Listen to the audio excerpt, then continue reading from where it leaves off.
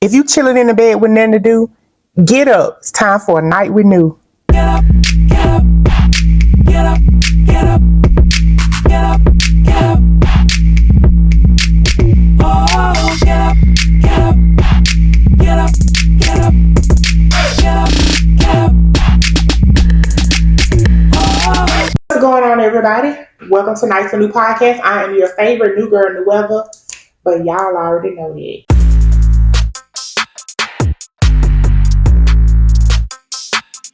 I think I told y'all in the last episode that I haven't had issues with my car. I had to get my brakes replaced. My window wouldn't roll up no more. My door wouldn't open from the inside anymore.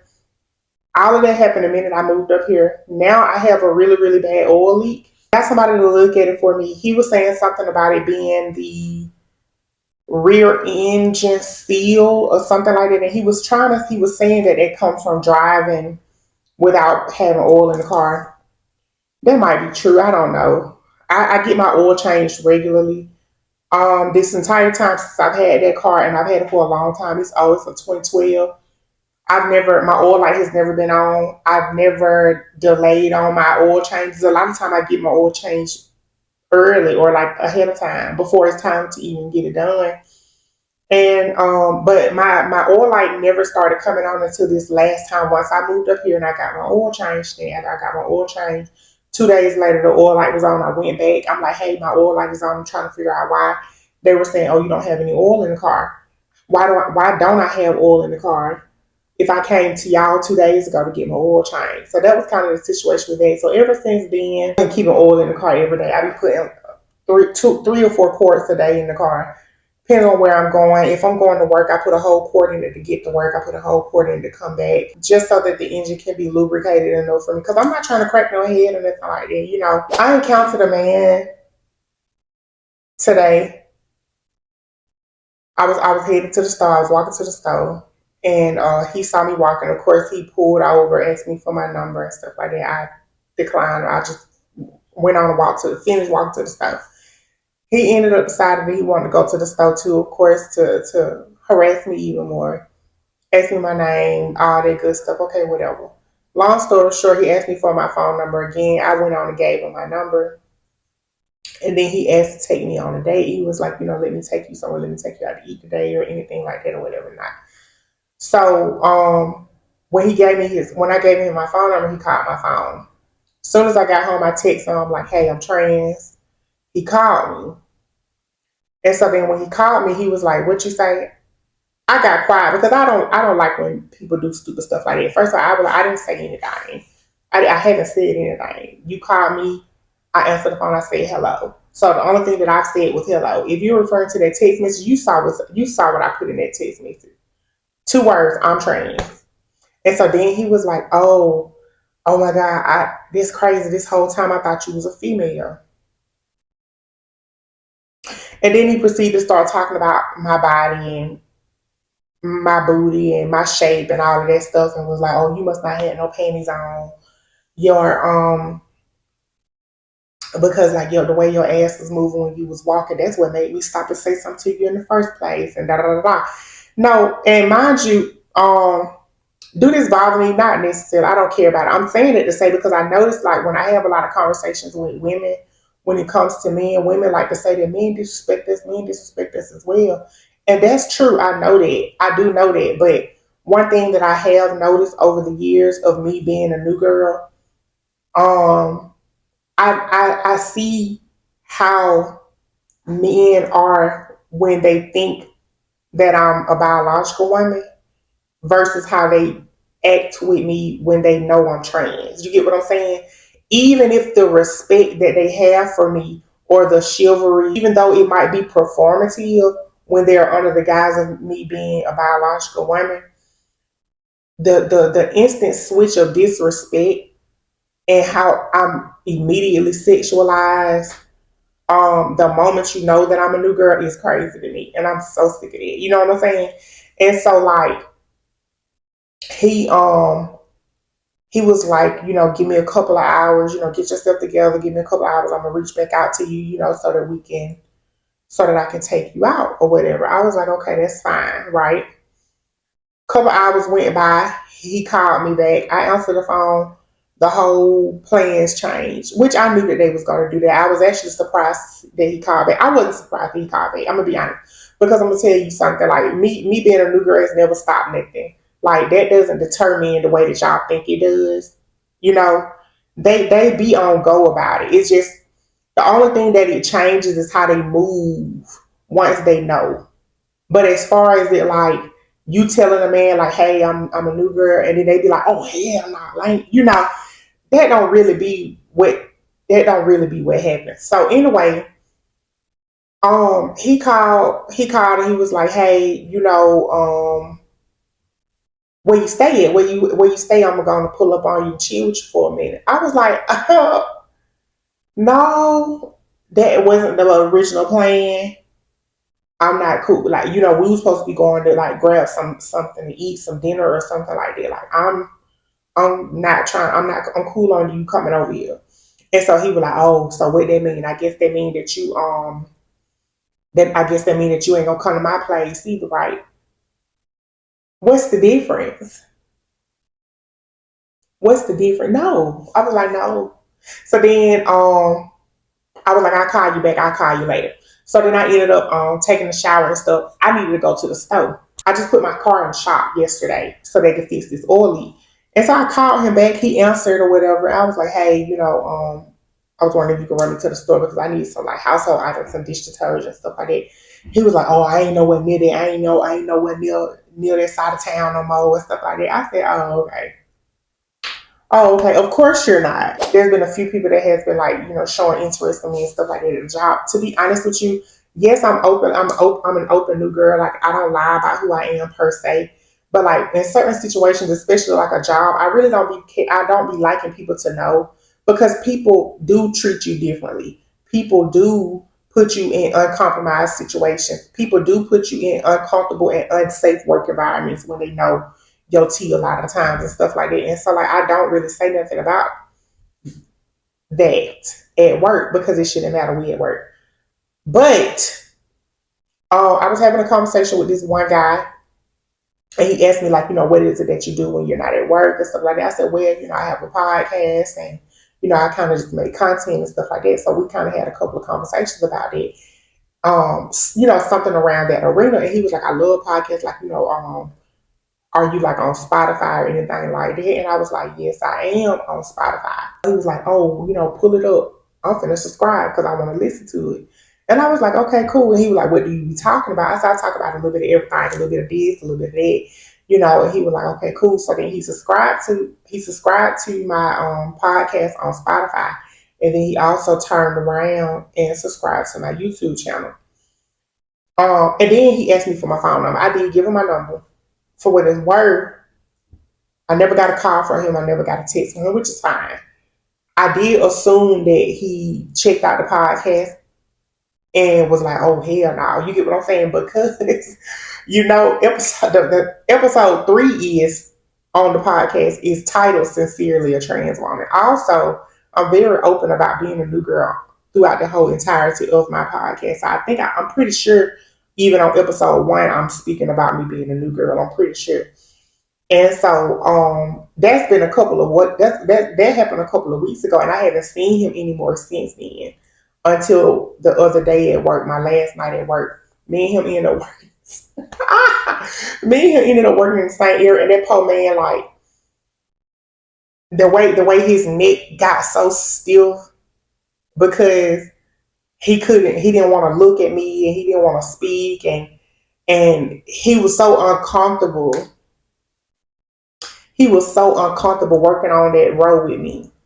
And it was like two other people in between us. And he sat there and worked for like 2 minutes and then he walked away and he was gone for like 30 minutes. Like what are you doing? Like and and then fast forward to like a couple of hours later, some kind of way Stephanie ended up putting us both on the same station. And so he was at that station and then I was supposed to be at that station too. Only one person works a station at a time. So I'm standing there And then I finally just tell him like, hey, you know, I think they gave us both the same station. He looked, he was like, oh, like he was like, oh, all right. And then he just kind of like got his stuff and just walked out. He's so uncomfortable now. He's so uncomfortable now. And I know, and the thing about it is like there are gonna be people that watch this and people that listen to this that's gonna make things like that be my fault. At the end of the day, it really all boils down to men. Y'all got to lower y'all lust levels. Stop lusting so much. Have some yay control. That's really what it really boils down to, because I already know what I give. You know what I'm saying? And as well as other women, not just new girls, just other women in general. And it's like, you know, I'm pretty sure you went home. I'm pretty sure you thought about me. You undressed me with your eyes. You fantasized about me. You went home and did things to yourself, thinking about me and stuff like that. But that's also not my fault. And so now that you found yourself attracted to somebody like me, whether you knew it or not, now you up there short circuiting about yourself and you're uncomfortable and stuff. Like, you know, calm down. I've told homeboys of mine things like that years ago. Like, men that's so horny all the time. Men that always like every piece of meat they see, they ready to jump on her, jump on her, jump on her, jump on her. I told a homeboy of mine that once. I was like, you better calm down. I said, you need to calm down on it, slow down on it before you end up falling in love with a man. I said it to him. And no, in my defense, yes, we had been friends for a couple of years. No, he did not know I was trans at the time, because it wasn't nothing like that. It wasn't an intimate situation. That's the only time I feel like it was necessary to tell. I'm a lot more open about my transness now. Years go by, come to find out he secretly liked me. And then he found out I was a new girl and shit like that. And then it became an issue. And that was something that he said to me, like, oh my God, this shit crazy. I used to play with myself thinking about you. Who told you to do that? Some audio was lost, but I'm filling y'all in on a conversation that I just had with a friend of mine. One of the things that he was telling me about was the fact that, like, you know, he feels like she's not loyal. He feels like, you know, when it comes to like whatever it is that they're doing outside in these streets, he tells her the truth about what's happening with him. But with her, she still chooses to lie. Like, when it comes to like, she might be playing around with other men and stuff like that, and he might be dipping off with other women and stuff. Now, he and I do have a slight little piece of history and stuff, but he claims that anytime he's ever kissed another woman, anytime he ever had another woman unprotectedly or whatever the case might be, like, he always let her know. He feels like with her that she doesn't offer him that same sentiment. But then also within that conversation, he told me that for instance, there's a situation with her child's father, and she's always telling him like how tumultuous their situation and how much she can't stand him and how much she hates him and stuff like that, just for him to find out that they are still like having each other and stuff like that, all the way down to the point to where, and not only are they having each other, but she's pillow talking about him to the baby daddy and stuff. And because the baby daddy ended up turning around and like reaching out to him one day with some screenshots of a conversation that him and his old lady had with each other, and he felt some type of way about it. And I told him, I said, well, to be fair, what she's doing with him is exactly what you be doing with me. Y'all, like, it's no different, in my opinion. The same, like, that just so happened to be her baby daddy. They got history, but me and you have history as well. And so it's like the same way that she calling him, pillow talking about you to him, you call me and pillow talk about her to me. It's no different. And then he also told me, and I never knew this until today, that he told that girl that I'm his cousin. I said, well, both of y'all lay hard in this situation and y'all both are wrong.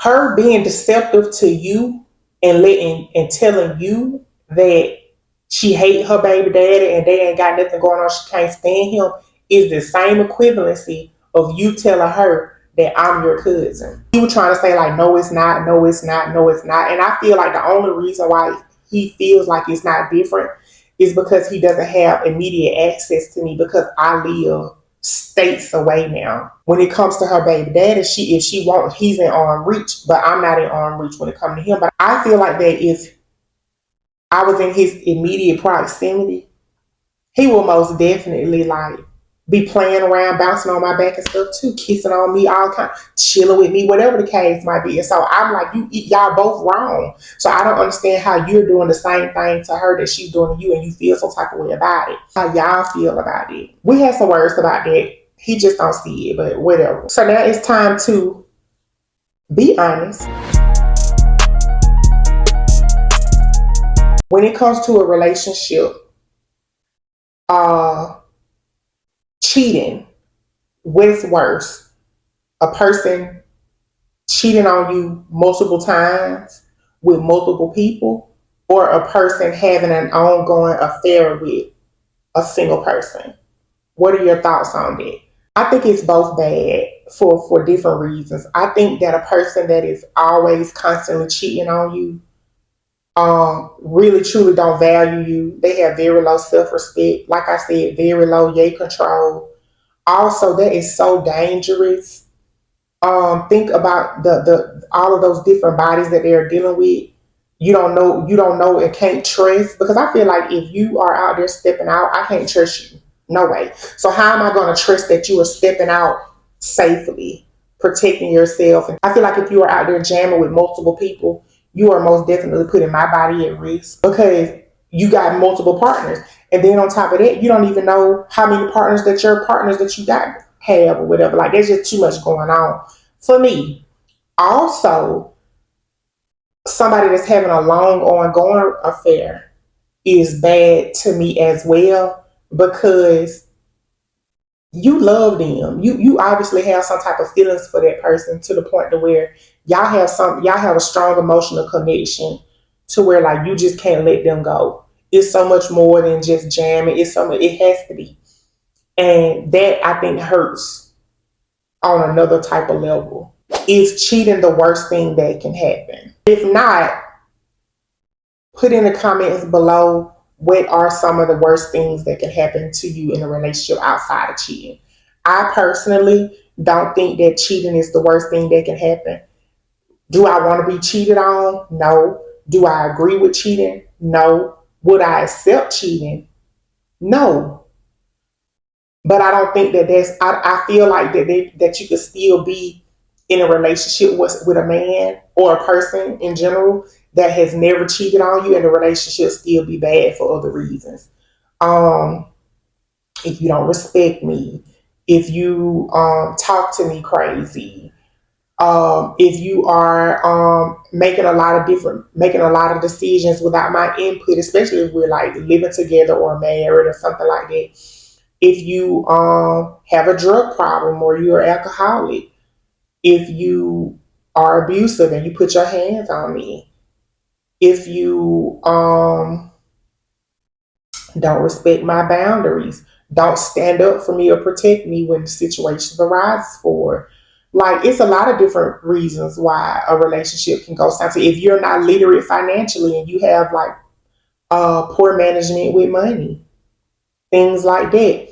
If you are a parent and you have absolutely no relationship with your children, what? I can't date no dead. Like, it's time to tell what had happened. If you have a what had happened story, a story that you want to tell, a question you would like to ask, some advice that you might need, be sure to email me at nightswithnue@gmail.com. That's NIGHTSWITHNUE@gmail.com. And once again, please keep the emails short, sweet, and to the point, so that you could be featured on the next show. We met many, many, many years ago at a gas station in Georgia, believe it or not. I went to the gas station. He saw me. He asked me, could he pump my gas? He pumped my gas for me. I know y'all like, what happened to the audio? For some reason, I was having so many technical difficulties with the microphone tonight, and I lost all of the audio for the rest of the what had happened story. I am so sorry. Now, if you want to hear the remainder of the story, it did upload on my audio version of the podcast, so you can either look me up on Apple Podcasts, Spotify, Amazon Podcasts, things like that, or you can just click the link in my link tree. The second link is the audio version of the podcast. Just go on over there and listen to the show so that you can get the rest of the story. I am so sorry about this, y'all. But y'all know I'm learning, I'm growing. When the show picks up and I start making some money, I'm just gonna have to hire somebody to be able to do this sound and stuff like that for me, because the microphones they cut out on me and I was on mute this whole time and I did not know it. I'm sorry, y'all.